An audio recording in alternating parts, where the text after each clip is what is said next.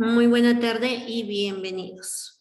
El día de hoy pues vamos a estar abarcando el contenido del curso en las programaciones 2 y 3, en la programación 2 que hacía mención a las funciones del lenguaje. Vamos a realizar un breve repaso sobre este tema y posteriormente pues ya nos vamos a quedar hablando sobre la lectura, el proceso de lectura y los distintos tipos de texto que podemos encontrar. Entonces vamos a comenzar. Muy bien. Entonces hablemos en relación a las funciones de la lengua. Para empezar, según lo que ustedes ya pudieron leer, pues existen 6 funciones. Cuando nosotros nos comunicamos con otras personas, de algún modo, no importa si es de forma verbal o escrita, siempre vamos a hacer uso de por lo menos una de estas funciones. Entonces, vamos a ver cuáles son. Tenemos en primer lugar la función emotiva. La función emotiva, pues, lo que hace es que nos ayuda a expresar sentimientos y emociones del emisor. O sea, cuando nosotros decimos, ¿qué susto me di? No te lo he dicho yo muchas veces, o tengo frío, tengo hambre, vamos a algún lado, tengo ganas de hacer esto. Cada vez que nosotros nos expresamos así normalmente con otra persona, que platicamos, que pues le contamos cómo nos sentimos, cómo nos fue, todo eso es una función emotiva, porque estamos expresando lo que sentimos, estamos expresando lo que vivimos en ese momento. Muy bien. También tenemos la función que es referencial. En la función referencial, pues, lo que nosotros vamos a hacer es informar o transmitir un contenido, es decir, un mensaje. Por ejemplo, la plata es buena conductora de la electricidad. Aquí solo estamos transmitiendo la información, solo la estamos dando a conocer, pero no estamos involucrando de alguna manera nuestros sentimientos, no estamos pues expresando cómo nos sentimos o lo que creemos nosotros de manera personal, sino que simplemente pues estamos dándole a otra persona, transmitiéndole a otra persona la información y nada más. Muy bien. También tenemos la función apelativa. La función apelativa lo que busca es influir, aconsejar o llamar la atención de una persona. ¿Para qué? Para que de esta manera pues nosotros podamos cambiar la forma de pensar o de actuar de este individuo.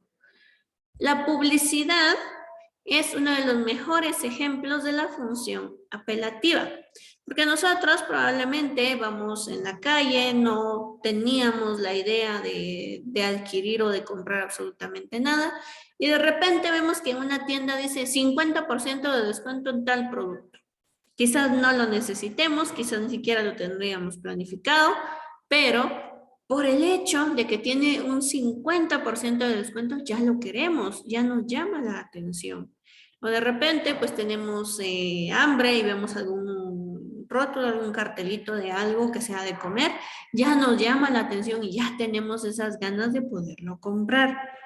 Entonces, la función apelativa lo que hace es esto, que nos va a cambiar la forma de pensar o de actuar. También aquí siéntate, una orden que nos puede dar alguien pues, mayor a nosotros, que también lo que quiere es que modifiquemos nuestra forma de actuar o de pensar. Muy bien. Tenemos la función poética. En la función poética, esta se parece un poco a la función emotiva. En la función emotiva expresamos nuestros sentimientos. En la función poética también expresamos nuestros sentimientos, pero nos dice de forma bella, teniendo en cuenta el código y sus recursos. Es decir, de una manera mucho más elaborada, de una manera pues más bonita, más estética. Entonces de eso trata la función poética, que sea algo más llamativo. Por ejemplo, en una función normal o llamémosla pues emotiva o incluso referencial, podemos dar este ejemplo. El cielo está nublado. Y es algo normal, es algo simple, estamos expresando una idea, un mensaje y eso es todo. Pero si lo hacemos de una forma poética, tendría que ser de esta manera. Las nubes, cual copos de algodón, esponjosos, flotan en el azul del firmamento. ¿Sí? Estoy expresando lo mismo, es la misma idea, solo que de esta forma es más bonito, es una forma bella de hacerlo. El código o el lenguaje que estoy utilizando es más elaborado. Entonces, esa es la diferencia entre una función emotiva y una poética. Muy bien. Tenemos también la función fática, que es llamada función de contacto. Esta función la usamos nosotros cuando queremos asegurarnos de que nuestro canal está funcionando, es decir, el medio por el cual estamos transmitiendo la información sí está funcionando correctamente. Por ejemplo, oiga, ¿me oye? Entonces, aquí me oye, es una forma de comprobar que la otra persona sí le está llegando el mensaje. Cuando nosotros decimos por teléfono aló o bueno, esas palabras son una forma de comprobar, de asegurarnos que sí me está escuchando la otra persona. Por ejemplo, aquí en clases virtuales, cuando les digo, muy bien chicos, estamos bien, tienen alguna duda, si se entiende, todo eso lo hago también para comprobar que el canal, que la señal, que todo lo que estamos utilizando sí esté funcionando y que sí ustedes me estén comprendiendo el mensaje. Entonces, esa es la función fática. Y por último, tenemos la función metalingüística. La función metalingüística es la que es un poquito más difícil de entender, pero no es tan complicada. Nos dice que explica y aclara aspectos referidos al código, es decir, a la propia lengua. ¿Qué quiere decir esto? Que yo voy a usar un idioma o una lengua para hablar de esa misma lengua. Un ejemplo, cuando ustedes reciben clases del curso de inglés, ¿verdad? O reciben su contenido de inglés, lo están recibiendo en idioma inglés, ¿sí? Si en este caso, pues yo les estoy hablando de funciones de la lengua española, pues estoy hablando en español. Entonces, no, la función metalingüística no es más que usar el idioma para hablar de ese mismo idioma.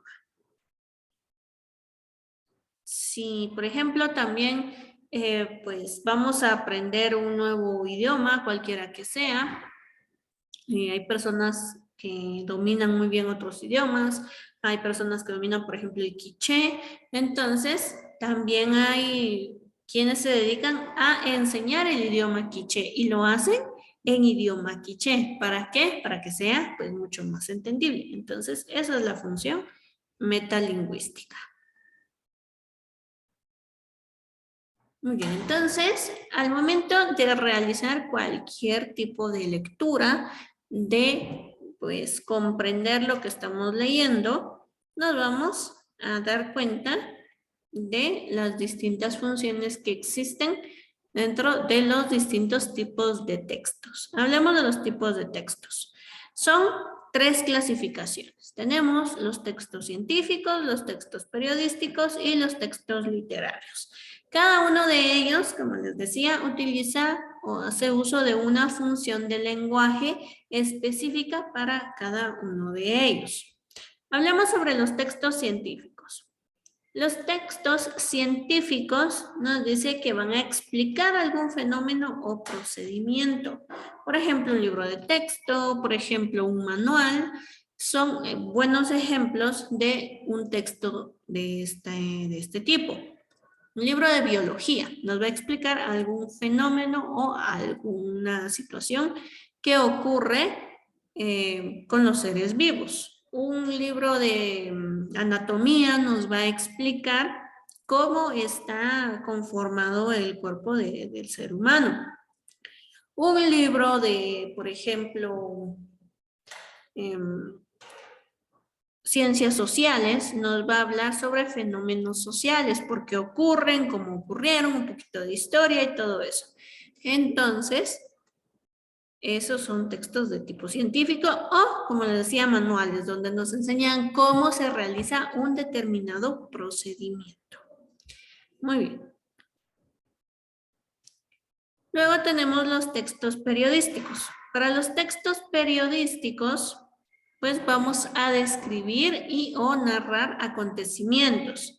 Es decir, que en un texto periodístico lo que hacemos es contar qué ocurrió en un determinado lugar o cuál es la situación que se está dando en alguna determinada ciudad, en algún país, en el mundo. O sea, solo se trata de acontecimientos que están ocurriendo en este momento y que puedan pues generar o llamar la atención de las personas. Los textos periodísticos más comunes son los periódicos, ¿verdad? Los periódicos, porque estos nos van narrando acontecimientos y también hoy en día podemos hacer uso de las redes sociales. Por ejemplo, en Facebook nosotros vemos mucho la situación de lo que ocurre día a día, lo que ocurre en nuestro municipio, lo que ocurre en el mundo. Entonces también es una forma de texto periodístico. Y por supuesto también los textos de tipo literarios. Los textos literarios se utilizan mucho más para despertar la imaginación y pues potenciar la creatividad de las personas. ¿Qué quiere decir esto? Que se pueden construir mundos posibles o proponer una visión distinta de cómo vemos nosotros el mundo. A través de los textos literarios nosotros entretenemos, pues las personas se va imaginando lo que está leyendo. ¿Cuáles son los textos literarios? Estos se clasifican en 3 géneros, que son los géneros literarios. El género poético, el género narrativo y el género dramático. El género poético, como vimos en la función poética, se trata de textos que van a expresar sentimientos del autor, pero de una forma así muy bonita, de una forma muy estética, con un lenguaje bastante elaborado. Los poemas, las canciones, himnos, odas, todos son ejemplos de un texto poético. Dentro del género narrativo o textos narrativos tenemos aquellos que cuentan, que narran historias. Pueden ser historias reales, pueden ser historias ficticias. Por ejemplo, las novelas literarias son un buen ejemplo de esto. Don Quijote de la Mancha, El Principito, por ejemplo, algunos otros autores, El Señor Presidente de Miguel Ángel Asturias. O sea, todo esto que nos cuenta una historia que sea inventada o que sí haya ocurrido es parte de los géneros narrativos. Y por último, los géneros dramáticos. El género dramático, pues se refiere a todos estos textos que están creados específicamente para ser dramatizados o representados en una actuación teatral, teatro, ¿sí? Son textos que son pensados para eso, son pensados para que las personas los representen en un teatro y que de esta manera se pueda transmitir el mensaje. Buenos ejemplos de esto son, por ejemplo, Romeo y Julieta, Los árboles mueren de pie, La sirena varada, por decirles algunos de estos textos que, pues, como les repito, si nosotros leemos alguno de estos textos, son bien peculiares, bien particulares, porque del lado izquierdo aparece el nombre del personaje, ¿verdad? Por ejemplo, Romeo, y a la par aparece el texto o el diálogo de lo que Romeo dice. Abajo aparece, por ejemplo, Julieta y lo que Julieta le responde a Romeo. O sea, es como un diálogo, lo que aparece escrito. Porque, como repito, están hechos específicamente para ser representados en teatro. Las personas que escriben este tipo de libros se les llaman dramaturgos. De esa manera, dramaturgos. Dos de los dramaturgos pues, más conocidos o más famosos son William Shakespeare, que escribió Romeo y Julieta, Hamlet y esas historias, y el otro es Alejandro Casona. Son dos de los representantes más grandes del género dramático. Les explico esto porque hoy día el género dramático ya no es muy conocido dentro de nuestro medio, sino que nos vamos más enfocados a los narrativos, los de ciencia ficción, los de romance, los de aventura, pero ya escuchamos muy poco de los géneros dramáticos. Bien.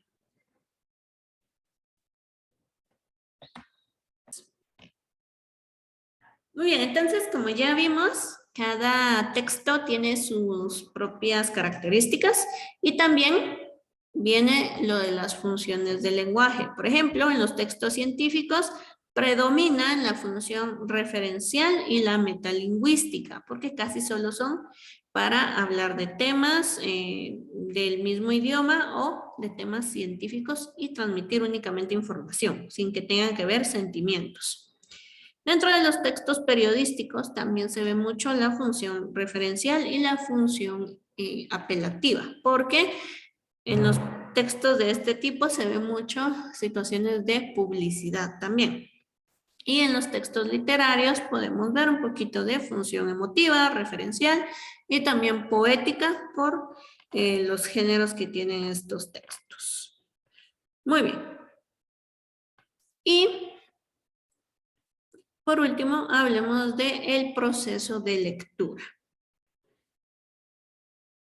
Cuando nosotros realizamos la lectura de cualquier tipo de texto, no importa cuál sea este, debemos realizar siempre estas tres etapas. Estas tres etapas nos van a asegurar a nosotros que podamos, pues, comprender cómo debe de ser el texto. Recuerden que no solo es pasar la vista por el texto y no entender nada, sino que al contrario, tiene que haber una comprensión de lo que estamos leyendo. Ok. De forma general, pues la lectura la realizamos en tres etapas. La primera de ellas es la prelectura. En la prelectura, nosotros vamos a formular predicciones sobre el texto y su contenido. Es decir, vamos a formular hipótesis de por qué o cómo es. Este es un texto entretenido, es un texto que se ve interesante, me parece aburrido. O sea, voy a tener una primera impresión de lo que voy a leer. Para la prelectura, muchas veces lo que hacemos es hojear. Cuando son libros o revistas o de cualquier tipo, hojear primero. Pasamos las hojas para ver el tamaño del texto, para ver si tiene imágenes, para ver cuántas páginas son, para explorar la portada, si se mira bonita, si me llama la atención o no. Todo eso es un proceso de prelectura. Entonces nosotros decimos, este libro se mira bonito, me va a gustar. O también podemos decir, no, este libro no me llama la atención. Entonces, esa es la prelectura. Luego de haber hecho la prelectura, pues pasamos a la lectura ya directamente, que nos dice que es recorrer atentamente el texto completo. Esto es muy importante. Dice recorrer atentamente, o sea que toda nuestra atención tiene que estar puesta en lo que estamos leyendo y no en otras cosas. el texto completo nos dice, no voy a leer 5 líneas de por aquí, me voy a saltar 3 páginas, otras 5 líneas. Eso no es leer. Eso solo es ojear, solo es parte de la prelectura. Entonces, al momento de leer, nosotros ya podemos decir, sí, tenía razón, este libro no me gusta. O podemos decir, este libro es muy interesante, pensé que no me iba a gustar. Entonces, ahí nosotros podemos ir verificando si lo que habíamos pensado es cierto o nos equivocamos en ello. Y por último, tenemos la postlectura. La postlectura es realizar un análisis a partir de hacernos preguntas sobre el texto. Es decir, ¿por qué ocurrió eso?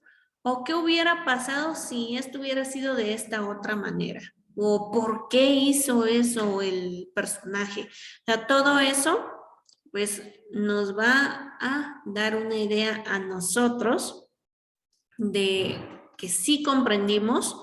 Ahí nosotros vamos a identificar cuáles son las ideas principales del texto. Podemos nosotros decir, el texto se trata de esto, y dar unos puntos y ya, resumirlo, ¿verdad? ¿Por qué? Porque ya lo conocemos, porque ya lo hemos leído. Entonces, toda lectura efectiva tiene que llevar estos 3 pasos. Una prelectura para conocer hacia grandes rasgos el texto, la lectura, que tiene que ser atenta y completa, y la postlectura, que es el análisis de lo que leímos anteriormente para poderlo aprovechar al máximo. Muy bien.